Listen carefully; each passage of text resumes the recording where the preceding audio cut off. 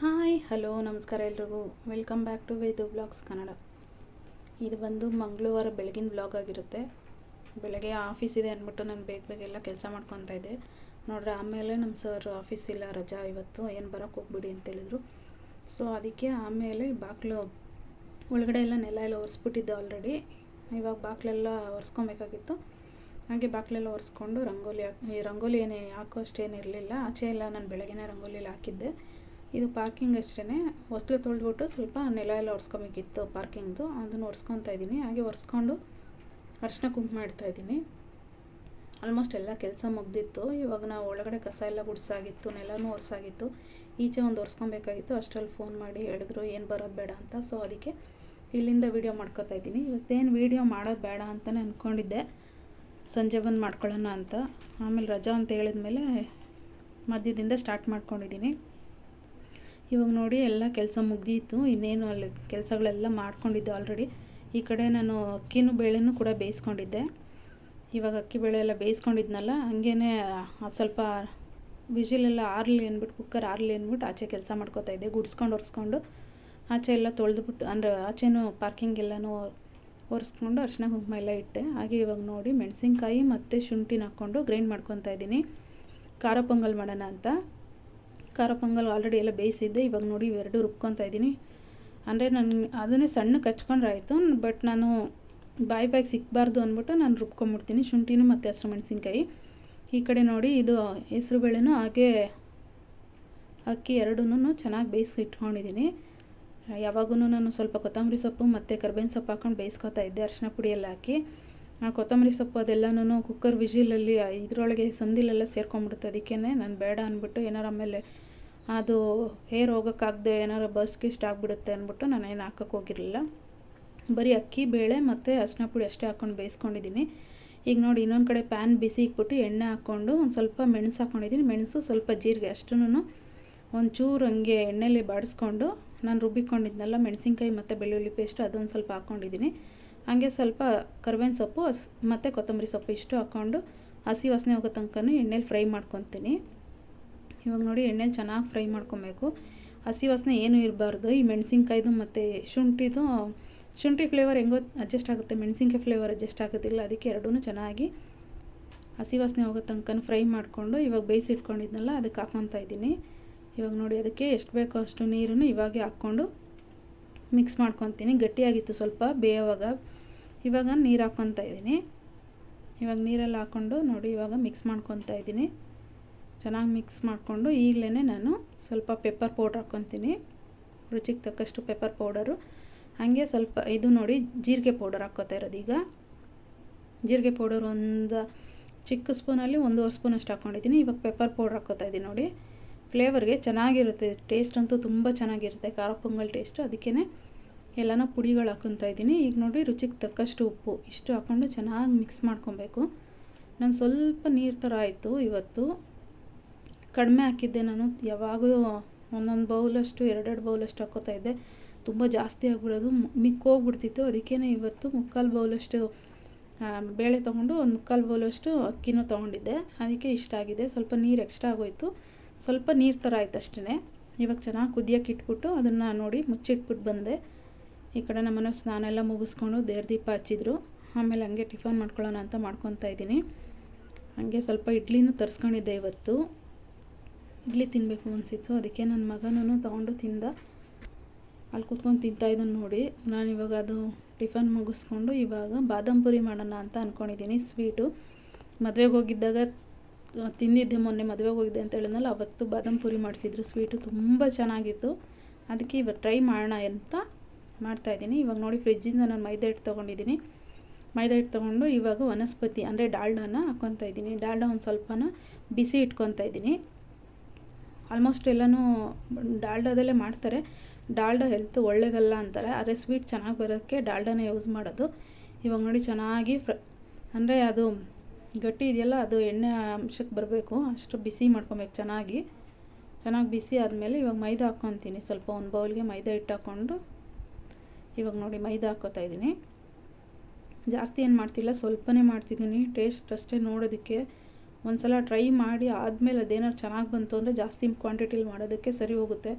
ಸುಮ್ಮನೆ ಫಸ್ಟೇ ಜಾಸ್ತಿ ಮಾಡ್ಕೊಂಬಿಟ್ರೆ ಆಮೇಲೆ ಅದನ್ನೆಲ್ಲ ವೇಸ್ಟ್ ಆಗಿಬಿಡುತ್ತೆ. ಸೊ ಅದಕ್ಕೇ ಕಡಿಮೆ ಕ್ವಾಂಟಿಟಿಲೇ ಮಾಡ್ತಾಯಿದ್ದೀನಿ. ಒಂದು 10ರಿಂದ 12 ಆಗೋ ಅಷ್ಟೇ ಮೈದಾ ಹಿಟ್ಟು ಹಾಕ್ಕೊಂಡಿದ್ದೀನಿ. ಇದ್ರ ಜೊತೆಗೆ ಲೆಮನ್ ಎಲ್ಲೋ ಬರುತ್ತಲ್ಲ ಅದೊಂದು ಸ್ವಲ್ಪ ಹಾಕ್ಕೊಂಡು ಸ್ವಲ್ಪ ಸಾಲ್ಟು ಹಾಕ್ಕೊಂಡು ಚೆನ್ನಾಗಿ ಮಿಕ್ಸ್ ಮಾಡ್ಕೊತಾ ಇದ್ದೀನಿ. ಇವಾಗ ಚೆನ್ನಾಗಿ ಮಿಕ್ಸ್ ಮಾಡಿಕೊಂಡು ಡಾಲ್ಡಾ ಇರುತ್ತಲ್ಲ ಡಾಲ್ಡಾನು ಹಾಕ್ಕೊಂಡು ಸ್ವಲ್ಪ ಬಿಸಿ ಇತ್ತು ಡಾಲ್ಡಾ, ಅದನ್ನು ಹಾಕ್ಬಿಟ್ಟು ಸ್ಪೂನಲ್ಲೆಲ್ಲನೂ ಮಿಕ್ಸ್ ಮಾಡಿಕೊಂಡು ಆಮೇಲೆ ಕೈಯಲ್ಲಿ ಕಲಿಸ್ಕೊತೀನಿ.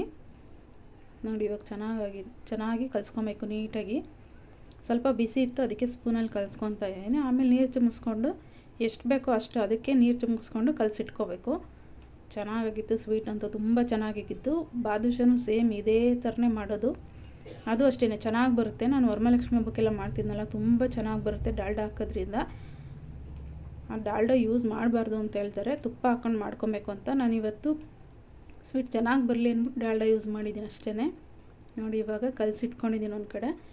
ಇನ್ನೊಂದು ಕಡೆ ಪಾಕಕ್ಕೆ ರೆಡಿ ಮಾಡ್ಕೊತಾ ಇದ್ದೀನಿ. ಒಂದು ದೊಡ್ಡದೇ ಬಾಣಲಿ ಇಟ್ಕೊಂಡಿದ್ದೀನಿ, ಯಾಕಂದರೆ ಸ್ವೀಟೆಲ್ಲ ನೆನಿಬೇಕಲ್ಲ. ಸೊ ಅದಕ್ಕೇ ಸಕ್ಕರೆ ಹಾಕ್ಕೊಂಡು, ಅಂದರೆ ಸ್ವೀಟಿಗೆ ತಕ್ಕಷ್ಟು ಸಕ್ಕರೆ ಹಾಕ್ಕೊಂಡು ಸ್ವಲ್ಪ ನೀರು ಹಾಕ್ಕೊಂಡು ಪಾಕ ಮಾಡ್ಕೊತಾ ಇದ್ದೀನಿ.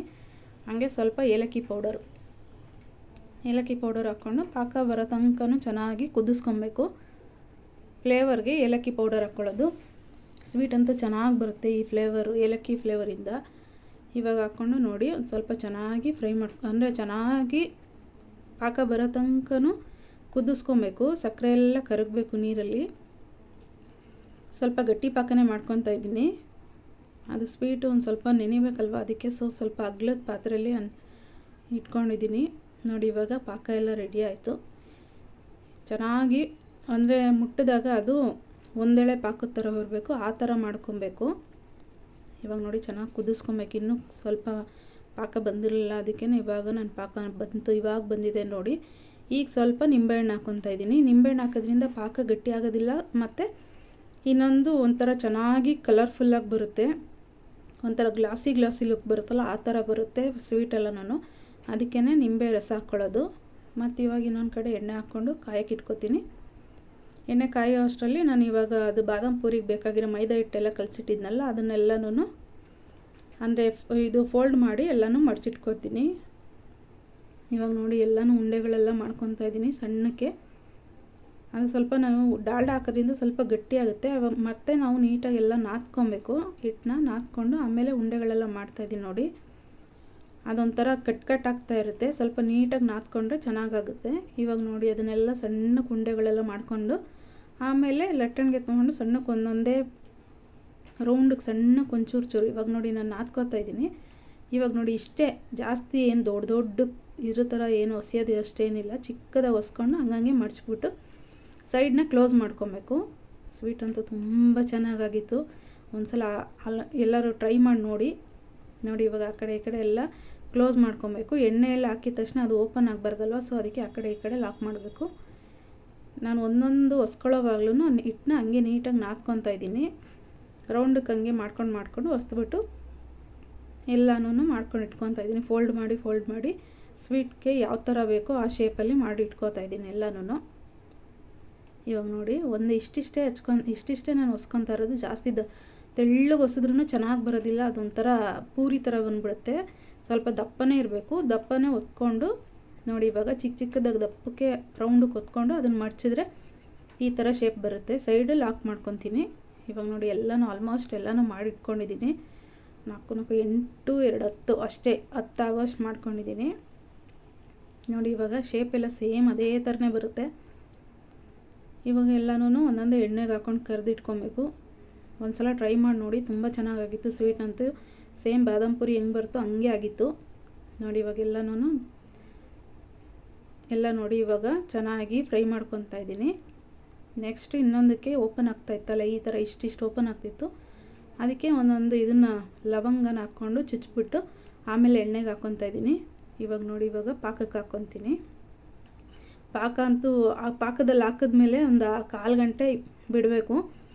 ಇವಾಗ ನೋಡಿ ಅದು ಹಾಕ್ಕೊಂಡಿದ್ದೀನಲ್ಲ, ಅದು ಒಂಥರ ಗ್ಲಾಸಿ ಲುಕ್ ಬರುತ್ತೆ, ತುಂಬ ಚೆನ್ನಾಗಿರುತ್ತೆ ಸ್ವೀಟ್ ಅಂತೂ. ಇದು ನಾನು ಮದುವೆಲಿ ತಿಂದಿದ್ನಲ್ಲ ಅದೇ ಟೇಸ್ಟ್, ಅದಕ್ಕೆ ಇಷ್ಟ ಆಗಿತ್ತು ತುಂಬ, ಅದಕ್ಕೆ ಮಾಡ್ಕೊಂಡಿದ್ದೀನಿ. ಇವಾಗ ನೋಡಿ ನಾನು ಒಂದೊಂದೇ ಲವಂಗಗಳು ಚುಚ್ಚಿದ್ದೀನಿ, ಅದು ಓಪನ್ ಆಗಬಾರ್ದು ಅಂತ.